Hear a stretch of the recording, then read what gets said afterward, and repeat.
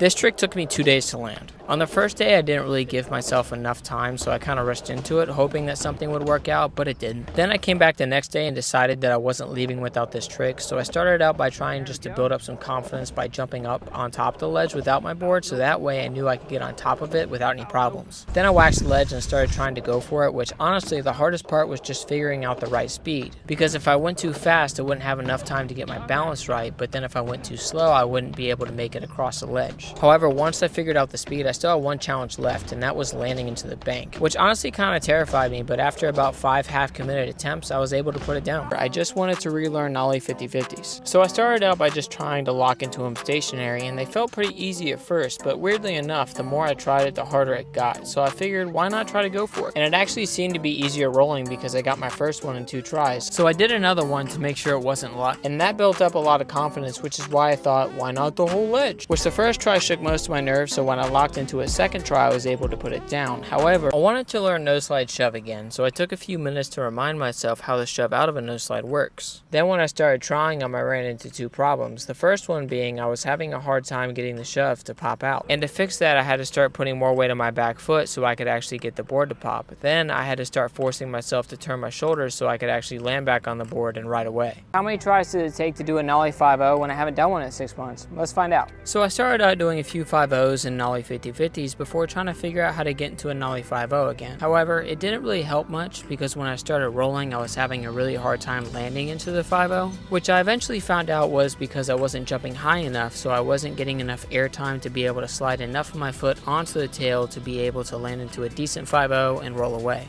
Which the answer is 13, but I wanted to nollie over this hip, but I thought it would be a good idea to do some nollies on this bank first, so that way when I started skating the hip it would seem a lot more mellow because I would be used to popping off a much steeper ramp, and honestly that part worked out pretty well. The main battle was just getting used to the speed, which got me thinking. I wanted to learn nollie lip slides again, so I started out by trying to get into a few on this tiny rail to build up some confidence, which did help out a little bit. However, when I started rolling I had to focus on not throwing my shoulders too hard so it would be easier to turn out of the slide and roll away, which got me thinking. I haven't skated a gap in a really long time, so I decided to try to skate this little flat gap, which I have done before, but I decided to roll up once really quickly before actually trying it, and I was able to do it first try. However, I wanted to do it again, but this time from the parking lot, which was a little bit scarier because the ground was kind of rough, so you'd lose a little bit of speed as you rolled up, but thankfully we were going fast enough to not fall and just do it first try. I wanted to learn lip slides again, so I started out by trying to get into one stationary first, focusing on trying to twist my hips to help get my backstroke over the rail. Then when I finally decided to try it rolling, it only took me 4 tries to figure out how to get my first one, which got me thinking. I wanted to relearn tail slides, so I started out trying to remember how to get into one, which didn't take very long. Then I started rolling up slowly trying to get one locked in, and one actually worked out 4th try, but it felt kind of lucky and out of control. So I tried it again, this time focusing on keeping my front leg bent so I could have more weight on the tail, making me feel more in control while sliding. Trying to pop shove at this hip wasn't really what I expected it to be, because it wasn't skating the hip itself that scared me, it was mainly just how much speed I got from jumping in on this bank. So instead of trying to do it slower, I decided to force myself to do it at this speed so I can get more comfortable skating faster in the future, which would actually help me out with my skating a lot, I think. I needed to get my Fakie 360s back, so I started out by doing a few Fakie 180s first to try to feel them out a little bit before changing up my foot position, because I wanted my front foot to cover the first 2 bolts so that it would be closer to the nose, making it easier to land on it so I could pivot the rest of the 360 around. However, I needed to relearn Fakie heel flips, so after doing a few heel flips and Fakie ollies, I started to give them a shot, which to my surprise it didn't go the way that I expected, because the main problem I used to run into was the board over rotating and landing primo, which that did happen once after getting used to popping heel flips Fakie again, but the main issue today was my shoulders kept on turning too much. So to fix that I had to focus on keeping them straight so I could actually land with the board straight enough to roll away. However, I wanted to nollie 180 this bank, so I started out doing some nollies on it first to get ready for the 180. Now for the first few tries I was just trying to feel it out a little bit to figure out how much weight I needed on my front foot so I wouldn't slip out. Then when I actually went for it, not only did I get one that try, but I had it pretty consistently after that. However, doing shit that scares me part 74.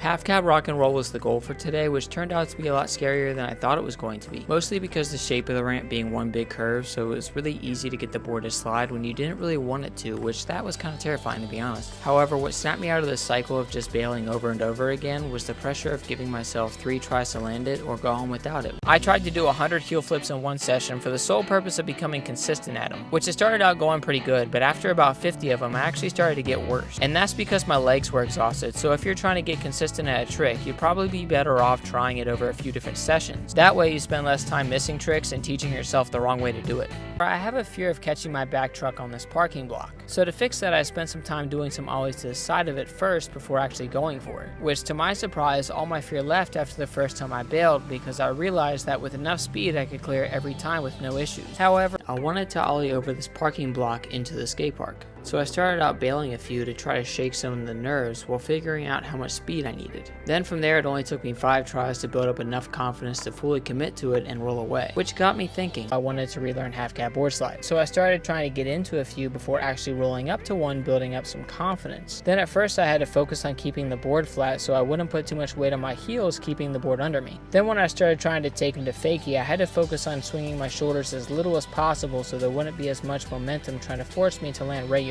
which it did take me a few tries to get the hang of, but it really did help me out with how I tried to relearn crooked grinds by starting off just trying to get into them stationary first, which was honestly way harder than when I tried them rolling, but the most difficult part of this entire process was getting myself to put more weight on my heels, so that way the board could stay flat enough not to flip over on the way out, which I still need to work on that, but that's how. I tried to relearn backside 50-50, and the biggest thing that helped me out through the process was turning my shoulders a little bit so that they would be parallel with the ledge before I even popped. So that way when I ollied, my body would naturally turn into the back 50-50 because your body follows your shoulders, and that's how. I wanted to fakie axle saw this quarter pipe, so I started off doing a few on the spine first to build up some confidence. Then when I started trying it, my biggest fear was catching the back truck on the way back in, which is why it took me as long as it did, because I needed to know that I had enough weight on my heels to be able to clear the back truck on the way back in, and that's how. I tried to relearn Varial heel flips, and technically it only took me 2 tries, but the one I got, I hated it. So I kept on going, and I found out that I had too much weight on my toes, making the board fly behind me. So I had to change the way I was bending down so I could put more weight on my heels, keeping the board under me much better, which is how. Doing shit that scares me, part 75.